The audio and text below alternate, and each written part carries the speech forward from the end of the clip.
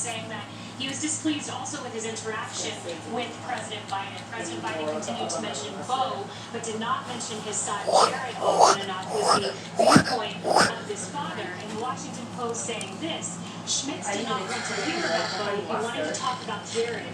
Eventually the parents took out a photo to show Biden. And the father said, don't you ever forget that name, don't you ever forget that face, don't you ever forget the names of the 12 others, and take some time to learn their stories. The Washington Post saying Biden did not seem to like that, Schmitz recalled, and he bristled, offering a blunt response. I do know their stories. This comes after those unempathetic comments after Afghans fell out of planes, and he said no one's being killed, and then he said that was 4 or 5 days ago.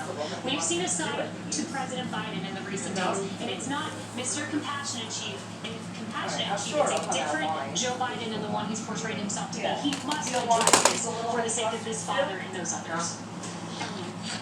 I think it's interesting as well against the backdrop that this is a commander-in-chief who campaigned in part on his well of empathy, who campaigned in part on having gone through the tragic loss of his son, and that would draw him close to Americans, that he could sympathize with them, as he put it, following an administration where there was a dearth of emotions. So I think it's not only quite a slap in the face, but even looking at this most generously, perhaps, which would be that maybe he's consumed still by his own grief so that he comes across as callous to the others. You have to know, after 50 years in office, what this role entails of the commander-in-chief. The ethics, as Brett puts it, or as he intimated, the optics, as I call it, right? Understanding what it looks like on the platform of the globe in the face of these 13 sets of parents who just lost their children in combat after decisions. How can we not know that? I agree, we deserve answers, and we deserve recognition